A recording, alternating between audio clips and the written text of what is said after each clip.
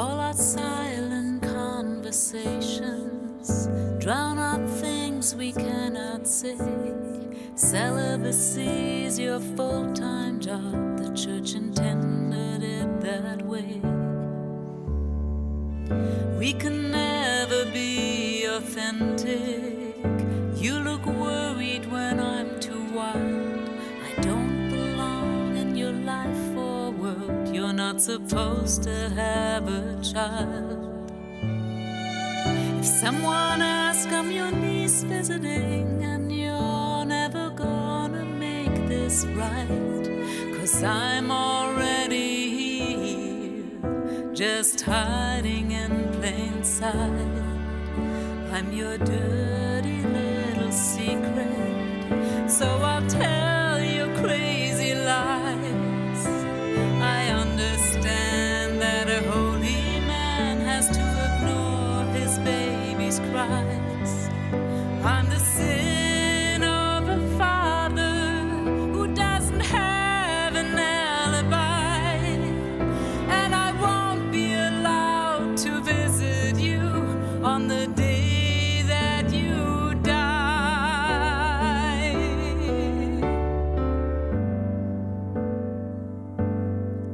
You are not proud to be a father.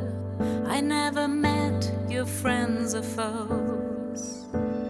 We didn't speak about our heartfelt dreams. We didn't share each other's woes. You did not pay mother child support, even when we were underwater. I guess that was her punishment for bearing a priest's daughter. Children of the church aren't supposed to be seen. We're expected to vanish without a fight. We have a father, but not a dad, 'cause he's hiding in plain sight. I'm your dirty little secret, so I'll tell you crazy lies. I understand that a holy man has to ignore his baby's cries. I'm the sin of a father who stayed up many nights and cried, 'cause I wasn't allowed to visit you on the day that you died. But now I'm free. I will not hide anymore. I choose to see. I choose to open the door. I choose to know. I choose to show who I am. I'm not a mistake. I'm part of a life's sacred plan. I'm not your dirty little secret, so I won't tell you crazy lies. I understand that a holy man would not ignore his baby's cries. I'm the blessing of a father who didn't need an alibi, and I will share all that I am until the day that I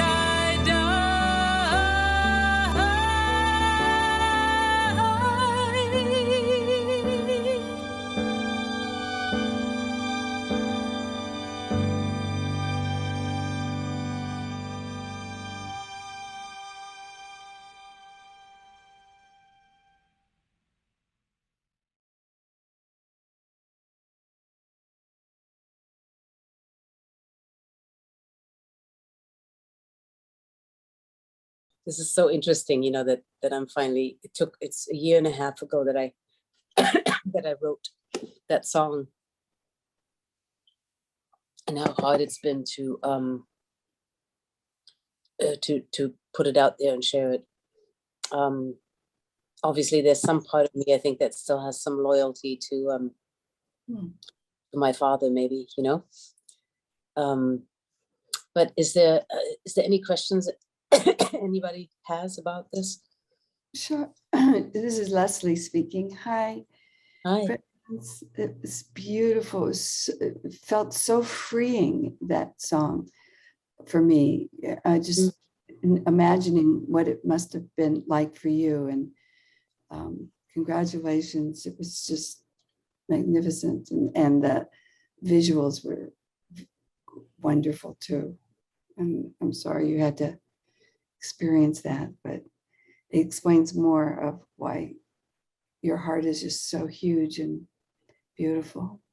So thank you for inviting me to witness you. I'm really happy I did. Thank you so much for being here. I really appreciate it. I'd like to share. I don't know what your procedure is, but I'm calling on myself. Yeah, please. Well, that was really extraordinary. I mean, that's just really extraordinary. And so, for one thing, just thank you. And I hold on 1 second. I'm just on the Zoom class. Thank you. Okay, thank you, honey. Thank you. My friends who are letting me use their little place up here, giving me some ivermectin. Okay, sorry. I'm just very, very bold. So my question is you contemplated creating this? What kind of decision process? I mean, did you go, no, that's too much, or quite. I gotta go, I mean, what were your thoughts as you started to eat the elephant one bite at a time?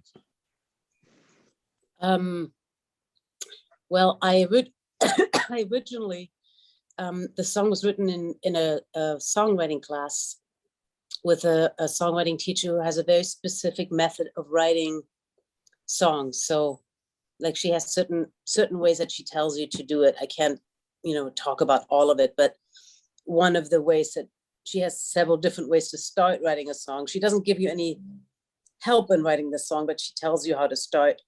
And then, there's like progressively how the pattern she uses. I've never written a song in that format. Uh-huh. And it started with writing a letter to somebody. So I wrote a letter to my father. I had no idea what I was, what I was biting off. But and honestly, if it wasn't for my partner, Charashila, there's no way I would have finished that song. She is the reason that I finished it, because I was going to throw it in the trash so many times. I was like, I was done. I didn't want to do it. And it wasn't until I had the ending of the song where it changes around. It had to have some kind of a,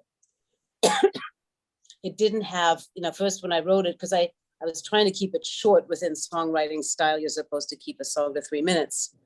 But then it did not have a, what do you call it? I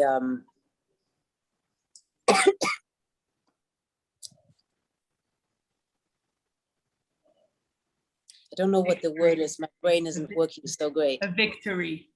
Yes. Yeah, exactly. Thank you. A victory, like a triumph, like something that changed I didn't want it to I didn't want it to be a victim song. I wanted it to be a song to uplift also other children of priests, because I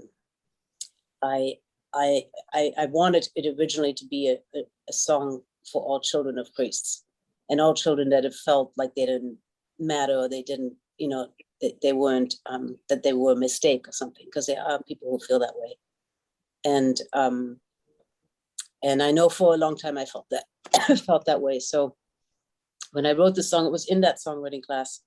And then with Cherishila's help, I was able to finish it and get it,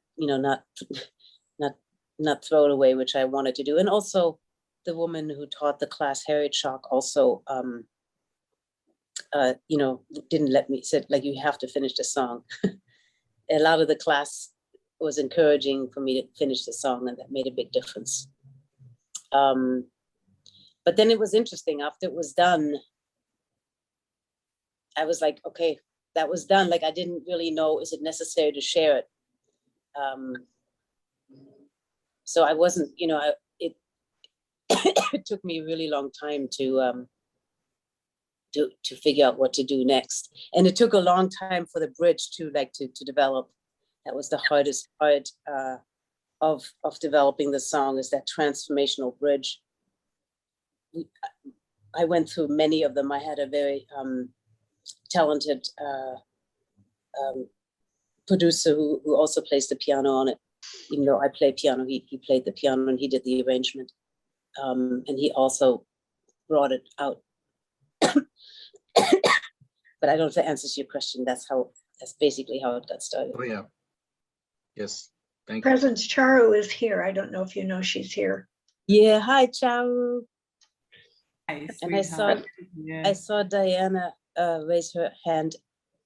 Yes, that was so incredibly poignant and touching. And I'm just curious, and it's really none of my business, I guess, but about your intention of the effect of that upon your father, or if you'd ever had any reaction from it, or is it on YouTube? I mean, because his picture is there and all that. What do you anticipate? He died. He died. Okay. In 2007. If he was still alive, I don't think I would have been able to do it. I know that he would not have, that would have been. Yeah, but it was so exquisite and something that we never think about. I don't think I've ever given any thought to that subject, and you really brought light to us by sharing it with us. So thank you. Thank you so much. Presence, I was very touched by when you were holding the sign up. Was that in front of a church? Yes, the Catholic Church. And I was wondering what the response was from people to that specifically.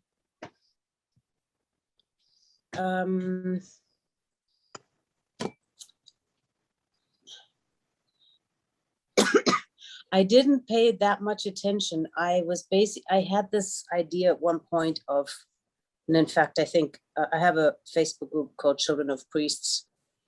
And that then eventually, actually, there was a few members there, and one of those members ended up forming an organization for children of priests called Coping. And I had encouraged other children of priests to stand in front of a church with a similar sign, kind of just start a movement. So I started an Instagram page to do that, but I don't really understand a lot of these social media things. I'm not real good at it. So I just decided to start it. My intention was to go stand in front of several Catholic churches with that sign, but I didn't pay all that much attention to what people's reaction was. I didn't stand there for super long. It was a little nerve-wracking. But Charu actually took the photo. And I think, if I remember correctly, the reactions were mixed. Some people didn't pay all that much attention, and others looked. There was maybe some judgment on a couple of people, but I didn't pay all that much attention to where people were reacting. I was really kind of in my own space about it. My intention was just to stand here, hold the sign, and ideally do it in front of several Catholic churches, because I think it's now getting more attention. But I was actually supposed to be in a documentary that Netflix put together, and I had put together a TV show that that was like a docuseries, and a very well-known production company that had lots of Emmy Awards wanted to do it, and told me I can't be in the Netflix documentary and that. At the same time, I also had a biography contract with one of the biggest publishing companies in Europe that was supposed to write about the story, but they approached it from a very victim-y kind of place, and that's what I did not want to do. And then there was a kind of a well-known journalist that was supposed to write it, and he ended up, after we had all of the contracts and we were supposed to get an advance and all these things, he ended up kind of disappearing. And this is the kind of thing that happened a lot with things in relation to my father. My father apparently also still haunting his house. So there has been some unusual, I don't know if it's me not being visible in the world that has been an issue most of my life, in relation to this, definitely. Or if, and again, I'm sorry, my brain isn't working so great. I came out of kind of an emergency situation last night, so I'm grateful to be well enough to talk. Charo, can you fill in a little bit?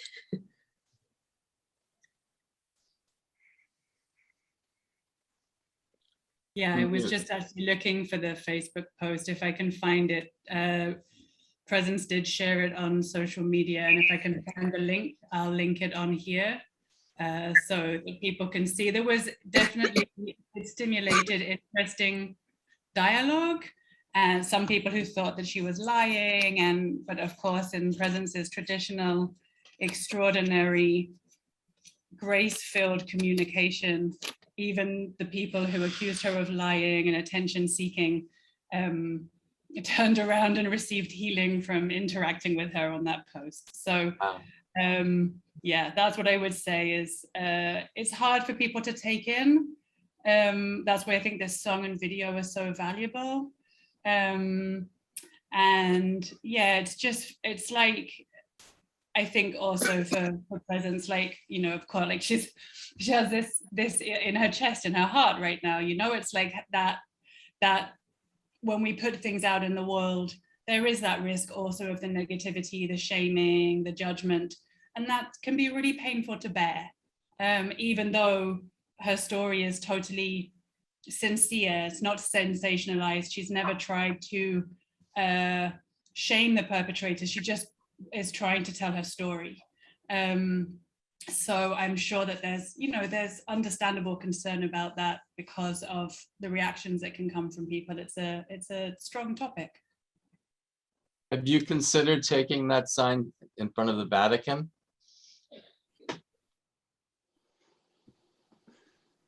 You're muted. I have, in fact, the owner of Coping and I used to be friends. More, you know, we're still friends, but we were hanging out. We met each other in Ireland, and he was going to go to to the Vatican, and I had considered meeting him there. And I would have probably done that, but it's in Italy. At the time, I didn't have the resources to go, but yeah, I hadn't considered it necessarily, but it's a good idea, Samuel. It's a really good idea. It's Levita. Good Hi. morning. Good Hi. morning. I hope you feel better, dear. That's extraordinary. Has your mother seen this video? And if so, what was her reaction? Or can you share some of that? She heard the song. She's not seen the video. And it's a very sensitive topic for her. And I kind of chosen to spare her for the time being. she really, there's some other things that happened in my childhood related to my father, as you know. Yeah. And she really doesn't handle too well that part, because, you know, he was, when I was staying with him, for example, and she was not well, and she'd chosen to have him take care of me at that time because she couldn't. I think it just brings too much up for her. So I just decided not to, like, she didn't say much when I played her the song. There's other songs I've played her that she, you know, she's very happy about. She didn't say anything about it. So I don't know if she was thrilled with it. I appreciate your sensitivity as always. And I have so many tears on this. It's like, what a courageous thing for you to step forward and speak your truth and speak your experience in the light of all of the opinions and energy that would be around it. And the fact that you're not a singular representative of, you know, this experience. And it's not limited to the Catholic Church. For sure. You know, yours happens to be that. And it's like, thank you so, so much for sharing yourself so graciously and openly. Thank you, Lalita. I'd like to jump in here. I've known Presence for maybe 25 years, lots of years. And we've been in groups together, women's circles called empowerment circles, where she was a teacher and mentor. And Presence, unlike other people who have big life challenges, especially in the beginning, like Presence has, she has just vehemently worked on herself, done the deep level of healing, kept her heart open, become really quite a spiritual teacher, a meditation teacher, worked with monks, but she also worked with empowering other women and working at becoming empowered herself. You know, I hear and believe completely, she doesn't want this song to be a victim song, but she wants to have a voice, she wants to be seen, and she's doing this also on the behalf of so many others in the world. And like Levita said, it's not only the Catholic Church, wherever this kind of thing is happening, having it visible that the victim, the person that it's happened to, is not to be shamed. Yeah. And so I just so acknowledge your courage, your heart, and your willingness, especially in the circumstances today, to show up and share this with all of us. It's quite extraordinary, very beautiful. Thank you so much, Mary Grace. I really appreciate you giving me the opportunity to do it. And I'm glad I was able to come, because I was thinking, last night I was like, okay, I can't breathe. It's like there's an Amy Chris who wants to say something. Oh, Amy. Oh, Amy. That's one of the people that was in the acknowledgements that didn't get to be on there. Amy was another big reason why the song was able to be written at all. She kind of, in many ways, was part of the preliminary work that set it up to be possible. Like if she hadn't been in my life and supported me during that time, I don't think I would have ever even thought to write this song. Well, I mean, I don't know, I can't say that, but I wouldn't have had all the pieces together. They were very kind of strewed. I have very few images of my father, so, and I had very few images of, like, she helped to really bring a lot of that together. So thanks, Amy. I think Amy wants to speak too and say something.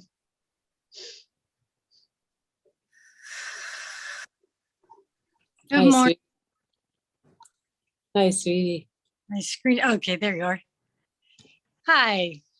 I'm so proud of you. That takes a lot of courage. And it's understandable that, like Sharu said, you're holding it in your heart. this has been a big journey for you. But being able to put the words to video and put a face to it will help so many people because it's true, 1,000 words, and you can have victims or 1,000 children saying, hey, we're invisible and we have rights. But when you have just one person stand there and hold a sign and show that, you're going to be a voice for millions of people. And like they said, it's not just the Catholic Church, but we all know that the church is very strong in how they silence you. I know that other Mormon church, there are other churches that do it, but they do actively try to keep you guys silent. And you guys are breaking, and you're a big part of that. And I'm just proud of you. So I want to thank you for being here, and thank you, Mary Grace, for having her here, and Charlotte supporting her. And you know, it takes a community, and it's going to take all of us. And that's very true. Without Amy really saw me through when we had after my father passed away, there was a whole thing around his inheritance, because my father actually died a multimillionaire. It very unusual for a priest. And Amy knows firsthand all the crazy things that happen with children of priests and how they're treated. And she saw me through, what was that, Amy, like 3 years of that craziness? What? No, maybe a year. How I don't know how long, but we went to Germany multiple times, and we ended up being disinherited basically, but we ended up getting a little bit, but with all the costs involved to go to Germany multiple times for court cases. And then it's fascinating because it seems like the attorney that represented my sister and I, and then decided to pocket the money. In most cases in Germany, lawyers it's not the same as in America. They they usually have a much higher integrity. You know, they don't, there's not so many sleazy lawyers. And with this, it was very, very challenging. And I'm fairly certain that the Catholic Church somehow got involved, because if one child of a priest gets their inheritance, it's likely that they all have to. And all the number of things that Amy and I witnessed were crazy. Like, we came one time, and the day before, after we were already there, the day before the court case, they canceled the court case because all three judges were sick. And then they rescheduled it to my birthday. But we were there, I think, 3 times. And we even met with the city attorney of Germany. And he tried to go after the attorney and couldn't get him. So it was really like, just, it's very interesting. And I realized how the Catholic Church is so, in Europe much more so, you know, a lot of our education is paid for by the church. So that's why we have our curriculum, like English and math and religion is part of our curriculum, because the church pays for the school. So, you know, and I know that the reason why the Catholic Church doesn't have, and there's some noises going on in the background. I'm not sure what that is. Yeah, I'm going to try and mute it. I'm trying to see who it is. Okay. Well, I've just noticed that there's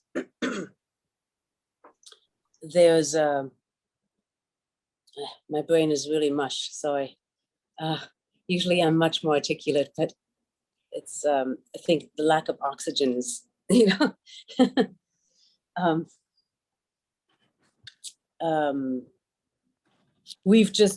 I just believe that a lot of the reason that priests were told not to have children, why the Catholic Church wanted monogamy, was to keep the money in the church. And we can see how successful the Catholic Church is and how much money it has. The Vatican, and they, have an enormous amount of funds. And so they have a lot of power in the world. Luckily, all these things are coming out now. Like I was in a Boston Globe article about this. So like there are things that are now coming to the forefront. So I think it can't be suppressed anymore. But they should try as much as possible. Is there anybody else who wanted to share anything or ask anything? This is Sage. Marilyn Marilyn. and Gordon. Seen or heard or something. I just wanted to address one of the speakers at the Inside Edge just before I joined was James Kavanaugh, who wrote the book A Coward for Them All. And he was a priest, and this is something that he had mentioned. There's just natural consequences of trying to have a man be celibate, and again for the money, and then to try and pretend that there's something wrong with it. There's nothing wrong with it, and you're certainly not a mistake, that's for certain. But if you haven't read James Kavanaugh, you definitely want to. He's a poet, and he's also written several books. And exactly, he was saying in the Catholic Church, I was born and raised Catholic, so it was something that really freed me up when I read his book, just realizing that they are just people, but then you get money behind it and power. You've got a different ball game going. But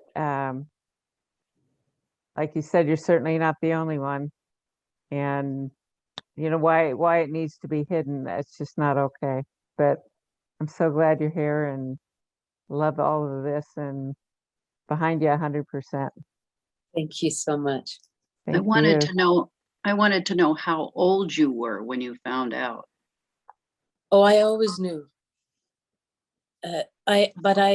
What's interesting is I always called my father by his name and my mother by her name. So I think I was trained into that early on.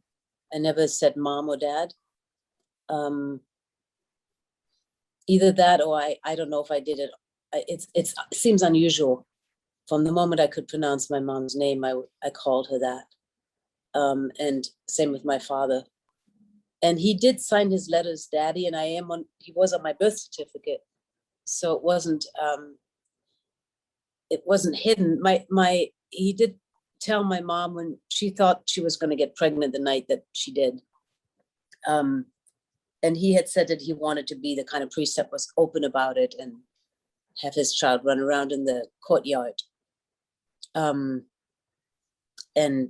not apologize for it. But then when my mom got pregnant, he wanted her to have an abortion, ironically.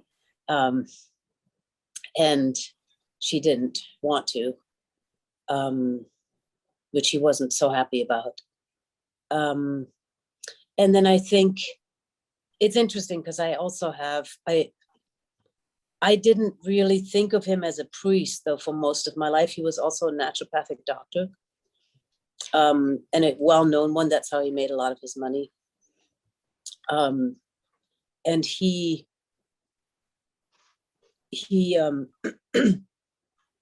brain, this is very unusual for me not to have words. I have to take a moment because I have to keep my breathing fairly shallow to not cough. I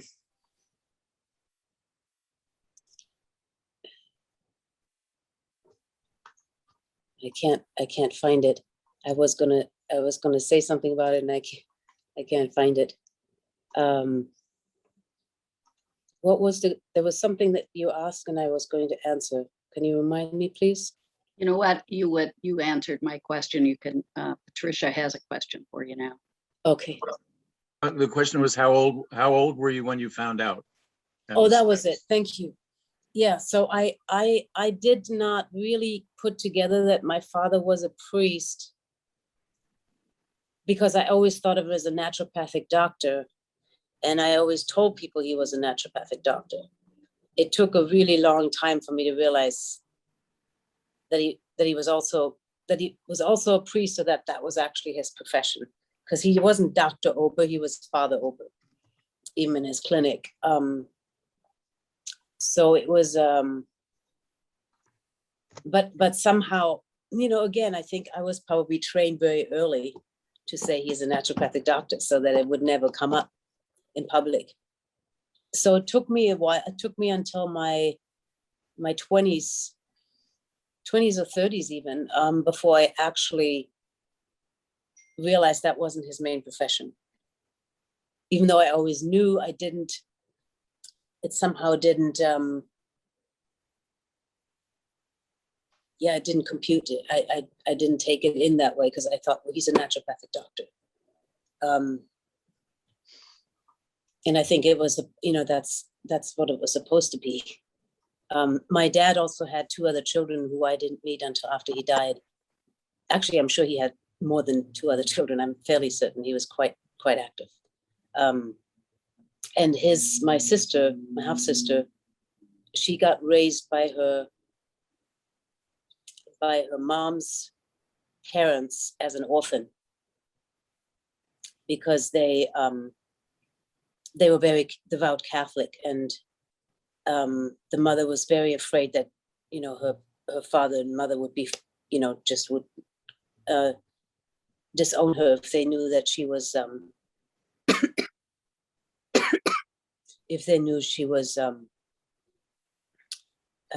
the child of a priest, especially one that they actually went to see in church, to see preach. So I think there's others who have questions. I think Patricia was going to speak. Oh yeah, please.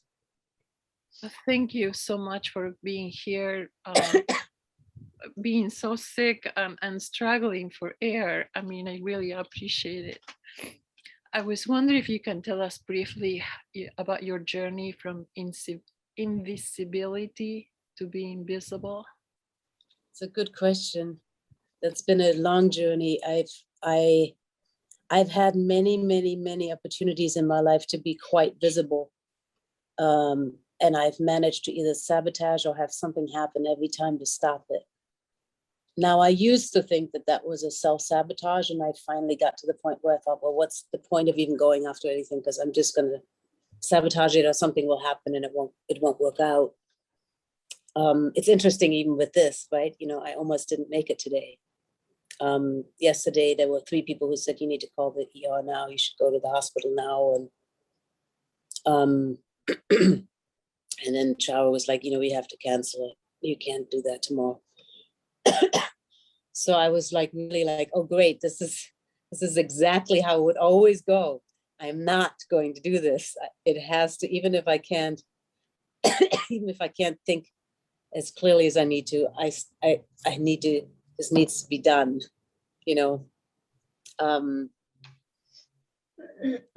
Yeah, so did I answer the question? And Sage had her hand up also. Yeah, I guess I wanted to know more about your deep work, but I don't know how much time we have, and I don't want to take all the time from everybody. I'll just complete it by saying I've done a lot of work on myself. I think I'm now into a place where I realize that maybe the reason things didn't work out for me is because I had a different path that I was supposed to be on. But I have done, one other thing I don't talk about in the video, and I won't go into details here, is that I was also a survivor of ritual abuse, which my father was involved in.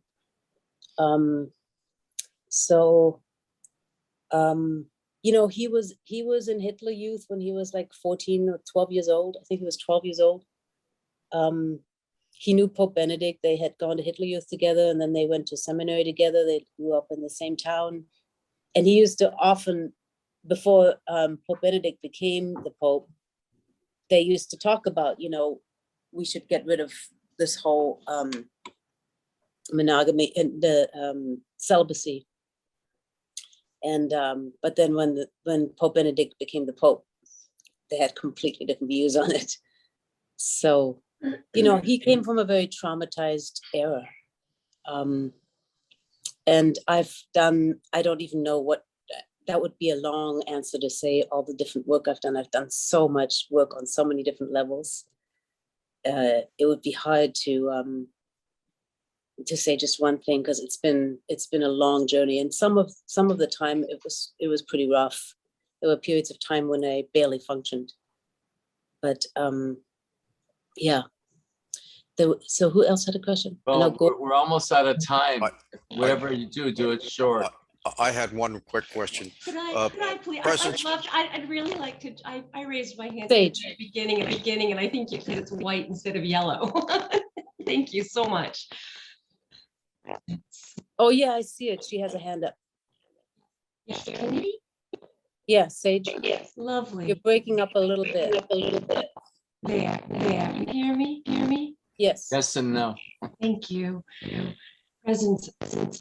I'm so deeply by your song, by what it's taken you to for all the work, for all of us, for all who have been silenced in one way or another, to have strength to move through that the oppression, to say it out loud. This song is very clear. The thing was very clear to me. I got the whole story. I saw that he died. I saw it.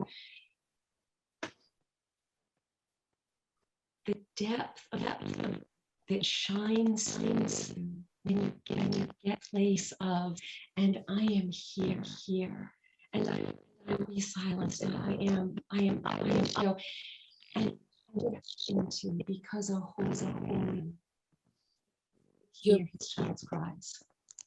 I'm having a little bit of a hard time because I don't hear you're you. breaking up a little bit. Anyways, There's static on your we've phone, lost Sarah. Thank the you. window. We still have a business meeting and closing prayer. So if we don't do that, we won't get done. Can Gordon just say one quick thing, because he's also had his hand up, but he didn't put. Gordon and Linda, actually. Yeah, maybe we could do Okay. that quickly. If you want, we can go over. I don't care.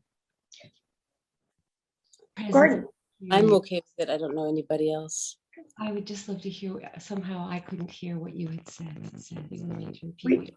Sage, you have a lot of static when you speak. I'm sorry, it's very hard to hear you. Gordon. Presence, I really appreciate your transparency, the fact that you're rising up, and especially the fact that you spent quite a bit of time in Germany. A lot of information with reference to the child corruption, trafficking, item pornography, and items of that nature, plus overall people breaking the law is about to be revealed. It's coming out in the next couple of weeks. Angela Merkel is going to be stepping down. The Prime Minister of Japan resigned last week.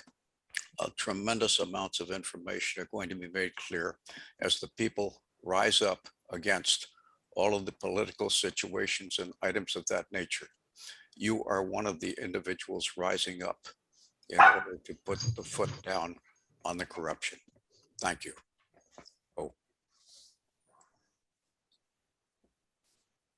Mary Grace.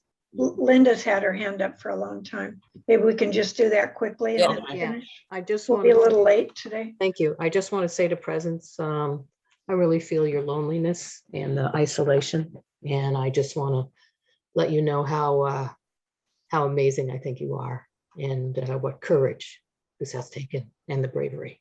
Well done, girl. Thanks, honey.